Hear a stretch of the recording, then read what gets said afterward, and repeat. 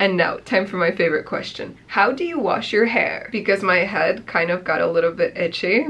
Hey, what's up you guys? It's Aria and welcome back to my channel. So today I am going to be telling you guys about the pros and cons of having box braids. As you guys can probably tell, my hair is a little bit looser at the root because I've already had this hairstyle for 1 month and tomorrow I am taking this hair down. Having this hairstyle for that time was a lot more challenging and complicated than I thought it would be. And many things surprised me along the way. That's why I decided to make this video about the pros and cons of having box braids. This video will be perfect for you if you're considering getting a hairstyle such as this, or if you're just curious, then just watch and enjoy the video. How long does it take to get them done? So before I went to the hairdressers, they told me to prepare about 5 or 6 hours of my time. We started at 12 in the afternoon and finished at 10 p.m. because we also had like a lunch break and stuff. So yes, this entire hair took 9 hours. And at the end, even I was helping braid because I wanted it to like speed up and go faster. So definitely if you're getting braids, prepare to have at least half a day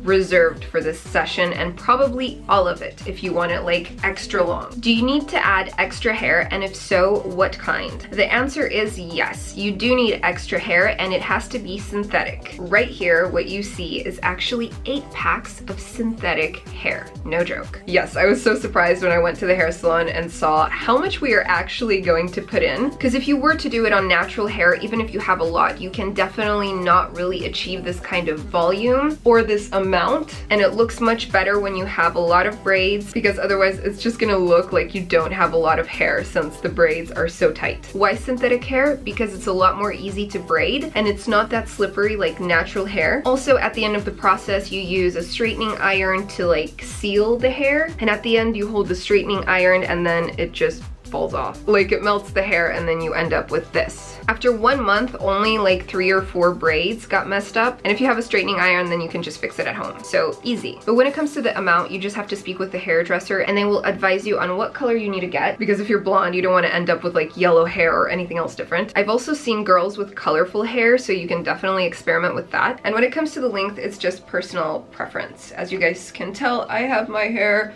up to here and my normal hair is like about to here. How will you feel after getting your braids done? So after you get your hair done, you might feel some pulling over here around the root area. I personally didn't, but I know some people do because it just depends how tight they braided your hair. You're definitely gonna feel like you have a much bigger head, that's for sure, because it obviously creates that effect, the amount of braids. You will also feel like a completely new person. At least it was for me for the first few days, since it was just like such a dramatic change of style, I guess. But I think that's with like any hair. If you do some kind of dramatic change, like for example from blonde to dark, you just need to get used to it and it takes a few days. Also, when it comes to the length, if you are like hesitating about how long should you go because you don't want to go too extreme, I do recommend you do that. Maybe not too long, but just go longer than your normal hair. Like you're already doing such an extreme change, it's probably going to cost you some money and it is quite a commitment to wear this, so why not go all the way? How long does your hair need to be in order to make these braids? I think not that long. I've seen people with extremely short hair get braids done, so as long as you can braid the hair practically, you're good. Simple as that. And now, time for my favorite question. How do you wash your hair? Don't worry, it's not that complicated. The hairdresser told me to only wash my root without getting the rest of my hair wet, and I did that twice, meaning I hopped into the bath and I just scrubbed my scalp.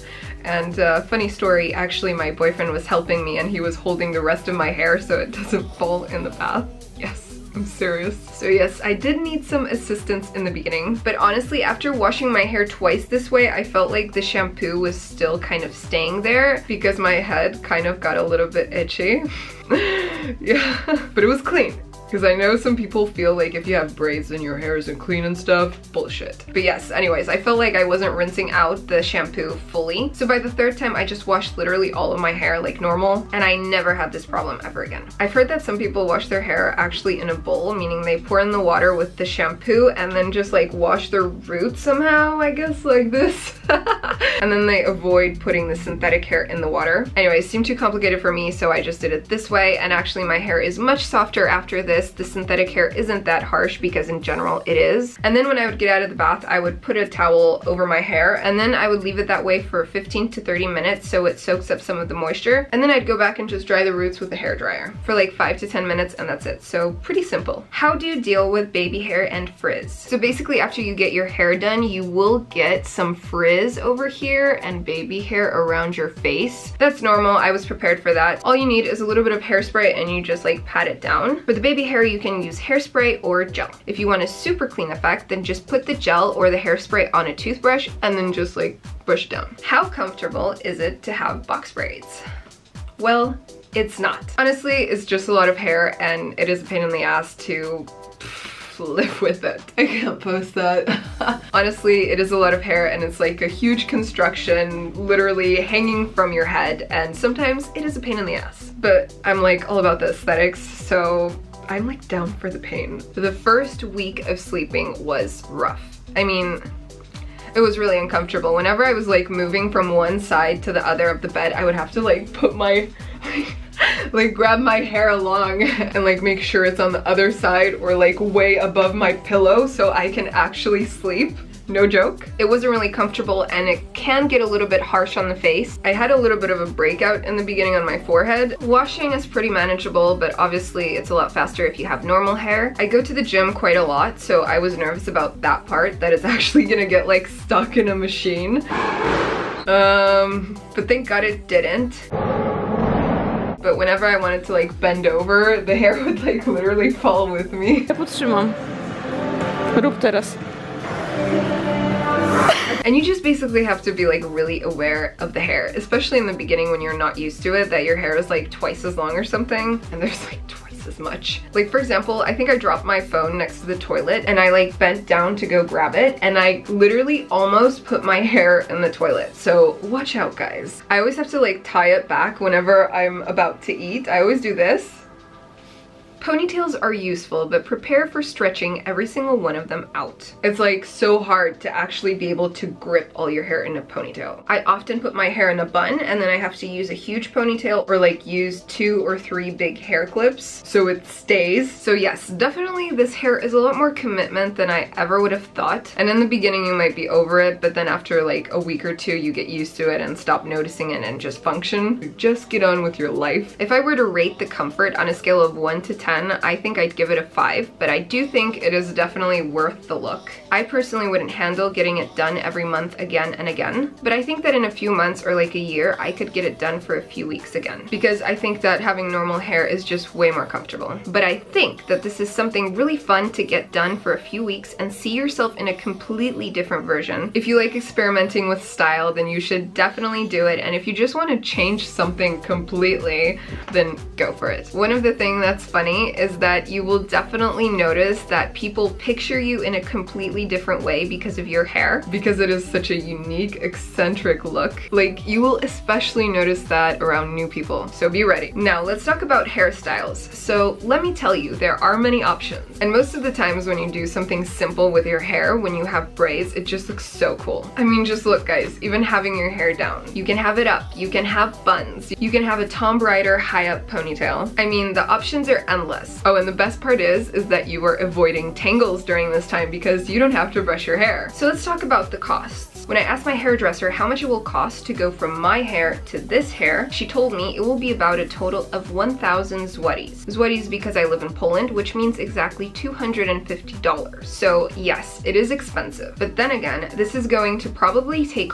all day. The hair salon also needs to buy synthetic hair, probably a lot because as I mentioned earlier, mine has 8 packs. But I know that if you don't get it done in the hair salon, it is usually half the price. So if you know somebody, you can probably maybe get it done for about $100. But it all depends where you live, so you definitely have to do the research for yourself. But also, as you guys can tell, this hair practically stays the same for the whole entire time. Like, I've had this hair for a month and I've done so many things, yet it still looks so perfect. How long can you wear this hair for? So when I got them done, I was originally going to have them for 1 to 2 weeks, but I ended up wearing them for a little over a month and they still look great. But my hairdresser told me that many people wear them even for 2 to 3 months and even for? Like, how is this even possible? I was like asking her, what about the root? She told me that it all depends on how fast your hair grows. Some people redo their braids only in the front because it's so time consuming and they don't feel like doing the whole head, so they just want to have it tight and redone in the crown. Some people supposedly wear bandanas, so I guess it all depends. How you feel, how you look, how fast your hair grows, etc. Okay, so that was the last piece of information I had for you guys in this video. I hope most of you found it informative and interesting. If you have any tips or any cool piece of information, then also it would be fantastic if you could write it below so other people interested in the topic could read about it. And that is basically it. So if you enjoyed this video, make sure to leave a thumbs up and subscribe, and I will see you guys in my next video.